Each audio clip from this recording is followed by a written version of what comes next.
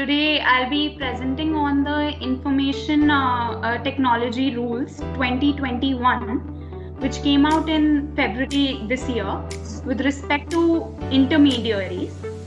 The rules contain guidelines with respect to intermediaries and digital media and OTT platforms as well. Today I will be restricting my discussion with respect to intermediaries. So I'll start off by giving a broad overview. While discussing the structure of the rules have been divided in three parts. First part contains the definitions. The second part and the third part have the compliances. The second part is about social media intermediaries, which I'll be defining in the next slide. And it has been governed by the Information Technology Ministry. And the third part has rules with respect to the OTT platforms and the digital media intermediaries. So let's start off with a question that when already 2011 guidelines were in place, why did 2021 guidelines have to come about? And why in today's time it was so necessary that so many changes came about? In my opinion, firstly, the social media infrastructure is expanding day by day, and the issues which are in relation to the social media intermediaries have become more and more nuanced, and therefore the crimes which have been get committed on these social media platforms, or there are laws with respect to these social media intermediaries, they are becoming more and more complex, and therefore the need of the day was that there has to be a robust framework to actually govern them, and therefore the 2021 guidelines came about. And also because right to privacy has been made a fundamental right in our country, and therefore these guidelines came about. There was a judgment back in 2019 which was filed by Facebook, which actually discussed the possibility of government formulating rules which can control the crimes like child pornography or offensive material which is usually shared in these platforms. And they also discussed about social media intermediaries giving out information to the government agencies and to the court when required, and when a notice is issued to them. And therefore these guidelines have come about.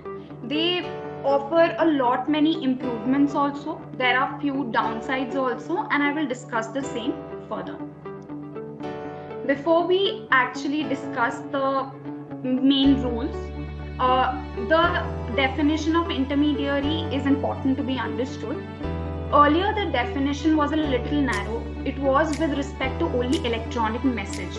It said that intermediaries with respect to any particular electronic message and any service which is provided with respect to that electronic message being shared on that platform is an intermediary under Information Technology Act. This definition, which right now every one of us are seeing on the screen, is the definition under IT Act. Now the definition has been broadened to include electronic records, and it says that intermediary with respect to any particular electronic record means any person who on behalf of another person receives, stores, transmits that record and provides any service in relation to that. And therefore it started including telecom service providers, network service providers, search engines, all the blog posts, the interactive websites that we are constantly on, etc. This was the definition under IT Act. Now let's move on to the definition of social media intermediary under the guidelines which I am discussing today. Sorry ma'am, were you saying something? Social media intermediary is an intermediary which primarily or solely enables online interaction between two or more users and allows them to create, upload, share, or modify or access such information by using the services which have been provided by these intermediaries. Now the key word here is online interaction. Online interaction is when the sole purpose of that intermediary is to provide that online interaction. But what are the main features which decide that intermediaries are actually providing online interaction? The three features which have been provided in the guideline is, first, the platform, the intermediary should facilitate socialization. It should provide a facility to the user where the user can actually expand their reach by the features of followers which we have on Instagram, say, or subscribers on YouTube. Second, it offers an opportunity to the users to interact with unknown users, other unknown users. And third, that it has a possibility of the content being viral. Viral meaning the content should have the capability on that platform being circulated rapidly and widely with other internet users, with unknown other internet users. So these were the main three features which have been provided under the guidelines. The guidelines also provided another class of intermediaries, that is significant social media intermediaries. And a notification has been notified by central government saying that if an intermediary has more than 50 lakh registered users in India, then that intermediary is a significant social media intermediary. So this was the definition of intermediary and social media intermediary under the rules. Now let's move on to the significant changes which have been brought about by the 2021 guidelines. As I said, we have introduced classes of intermediaries in the rules. Now, I would discuss the main due diligence requirements which have been provided under Rule 3 and 4 of the rules. Rule 3 provides general due diligence to be followed by all the intermediaries. They are due diligence requirement like they have to prominently publish the privacy policies, rules and regulations to be followed, and what are the actions they are taking to keep the privacy of the users intact. They have to also inform the user to not post or display or share any information which is against the law, say which is offensive, which is infringing any IPR right, or in general violating any law which is in place. And the most important due diligence requirement which has come about is with respect to Section 79 of the IT Act. Section 79 of the IT Act, I will be discussing it in detail in the next slide, but it provides immunity to the intermediaries under the Act. Also, the intermediaries have a duty to actually also take action on their part when they have actual knowledge of the content being unlawful. And a timeline has been provided in the rules that the intermediary has to take down or take action against that content being shared in no case later than 36 hours. That is a stringent timeline which has been provided in the rules. Further, if say a court notice has been issued to the intermediary or any appropriate government agency has also asked for with respect to any content being shared on it, the intermediary has to store that information for investigative purposes for 180 days or more.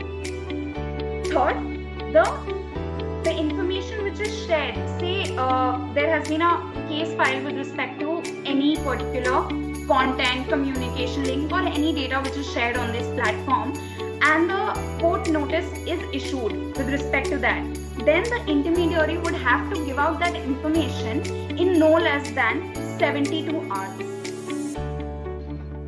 And when the government authority or court is asking for that information from that intermediary, that has to be in writing, and also the purpose of procuring that information has to be told to the intermediary. This has been included, in my opinion, I think, to keep it not that every information can be given out to the government or court, so that privacy is also kept intact. And this was the general due diligence which has to be followed. Next is the grievance redressal mechanism.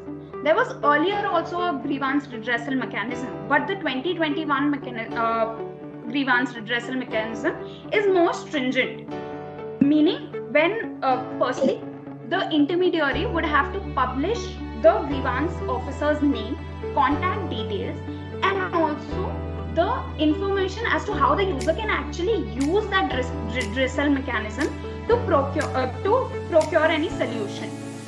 So what happened earlier, when there has been always been features on Facebook, say, or Instagram, where there are private appeals, online appeals, where say a offensive photo or a picture has been shared with respect to a user, and that user wants to ask Facebook to take it down. There are online appeals which can be made, but then what happened earlier, the users never used to know how to use these features to procure a solution, but now they have the responsibility to give out the information how to use this mechanism and procure a solution. And also the timeline for the same is they have to acknowledge that complaint within 24 hours and they have to take an action on it within 15 days. Earlier the time was 1 month and there was no strict requirement for acknowledging that complaint. So in my opinion, that is a good method to make it more stringent, and actually the problem will be solved maybe with stringent timelines. Next, so these were the general due diligence requirements, but as I said, there's a different class of significant social media intermediaries which has been included in the rules. They have additional due diligence to be followed because they have more than 50 lakh Indian users, registered Indian users in India. And first, they have to appoint a chief compliance officer who will be constantly checking whether the rules are actually being complied with. Second, there has to be a nodal officer who is in contact with the government agency. If there's a mechanism where government can procure information from an intermediary, there also has to be a person who is actually in contact with government and providing that information as and when necessary. And third, there has to be a resident grievance officer, meaning the officer has to be a resident of India for the redressal mechanism to work. I will be discussing the first originator rule under rule 4 sub-rule 2 later.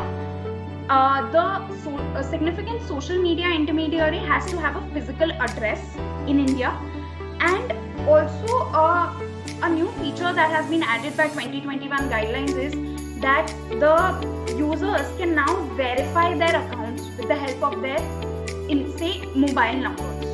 And you are giving out that information to voluntarily verify that account. And when you're doing that and you're giving out that information, the intermediary cannot use that information on its own. They have to take specific permissions from the users before they actually use that information to verify the account or use it for any other purpose.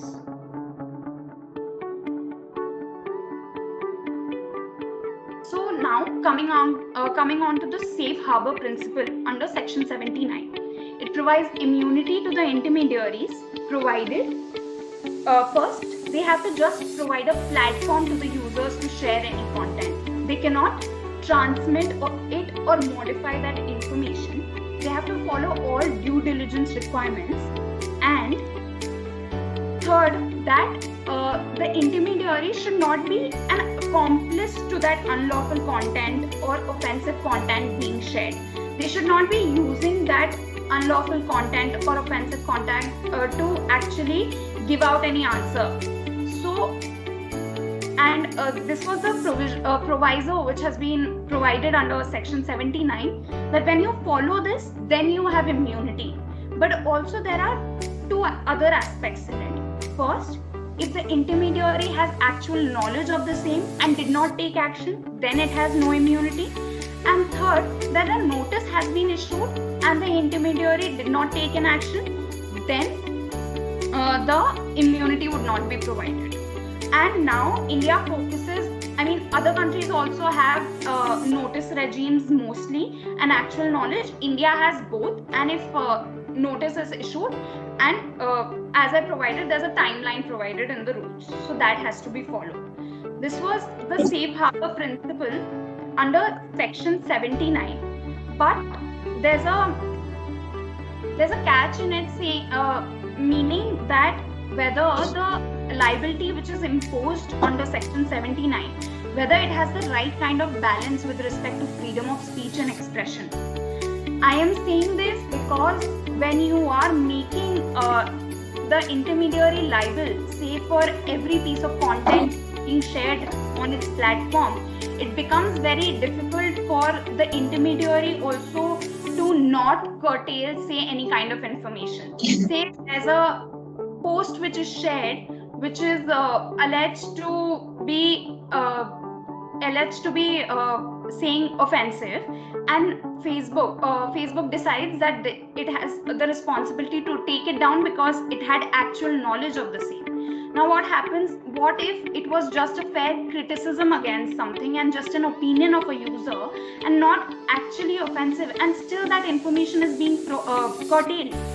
So therein the aspect of freedom of speech and expression comes in, where the content which is not just unlawful but also controversial is being taken down, or action is being taken against it.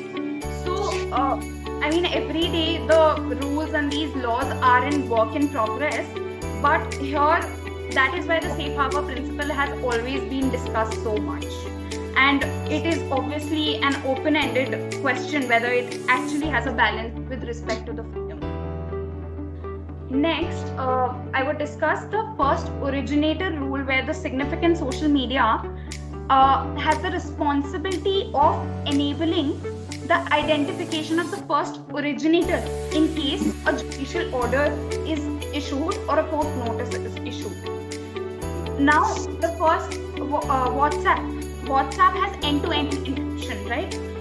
End-to-end encryption, and WhatsApp has also filed a case in Delhi High Court saying that it is violative of privacy of our users, and this will break end-to-end encryption, and that is why it is constantly discussed in the news also. Right now, the rules provide 3 months for the intermediaries to comply.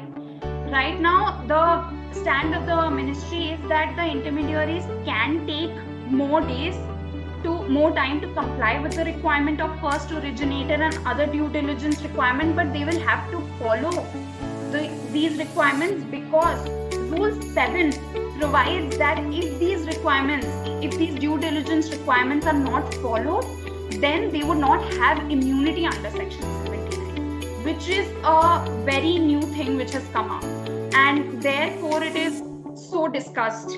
It is always discussed in the news that whether the first originator rule is right or not, because end-to-end encryption means what? When you are talking to a person, only you and that person is allowed to see those messages, and that therein the right to privacy comes in, and therefore it's so controversial. And I'm almost concluding my presentation. I have analyzing the guidelines. I feel the guidelines are a step forward because they have provided few positives in the form of additional due diligence requirements, the timelines which have been provided, but still there is always a requirement of improvement in these, because some of the these kind of guidelines give a lot of power in the hands of the government, and if every time the government has so much leeway of procuring information from the intermediaries, our right to privacy is always in danger.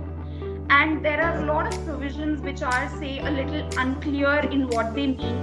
When say they are saying when the ministry is saying under Rule 6 of the guidelines that when any material is when any material is being shared on that intermediary and a material risk of harm is there, they can always post that intermediary also as significant social media intermediary. Now, this is something very vague and very broad. When exactly will government have a power to say that this is also a significant social media intermediary?